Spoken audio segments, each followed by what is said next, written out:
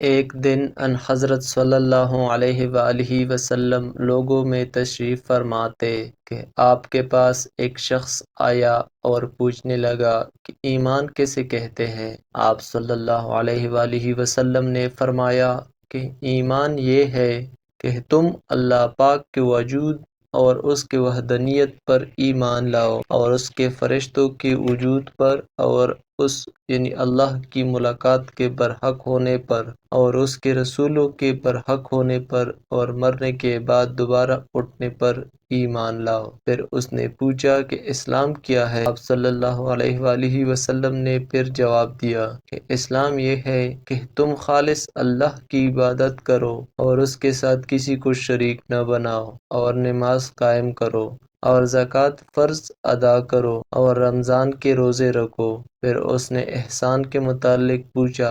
آپ صلی اللہ علیہ وآلہ وسلم نے فرمایا، احسان یہ ہے کہ تم اللہ کی عبادت اس طرح کرو گویا تم اسے دیکھ رہے ہو۔ اگر یہ درجہ نہ حاصل ہو تو پھر یہ تو سمجھو کہ وہ تم کو دیکھ رہا ہے۔ پھر اس نے پوچھا کہ قیامت کب آئے گی؟ آپ صلی اللہ علیہ وآلہ وسلم نے فرمایا کہ اس کے بارے میں جواب دینے والا پوچھنے والے سے کچھ زیادہ نہیں جانتا، البتہ میں تمہیں اس کی نشانیاں بتلا سکتا ہوں۔ وہ یہ ہے کہ جب لونڈی اپنے آقا کو جنے گی، اور جب سیاہ اونٹوں کے چرانے والے یعنی دیہاتی لوگ ترقی کرتے کرتے مکانات کی تعمیر میں ایک دوسرے سے بازی لے جانے کی کوشش کریں گے۔ یاد رکھو، قیامت کا علم ان 5 چیزوں میں ہے جن کو اللہ کے سوا کوئی نہیں جانتا۔ پھر آپ صلی اللہ علیہ وآلہ وسلم نے یہ آیت پڑھی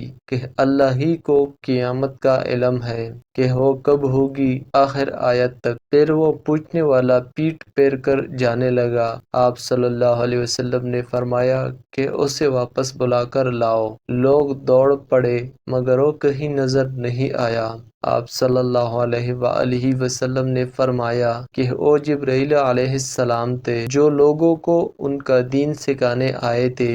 امام عبداللہ بخاری فرماتے ہیں کہ ان حضرت صلی اللہ علیہ وآلہ وسلم نے ان تمام باتوں کو ایمان ہی قرار دیا ہے۔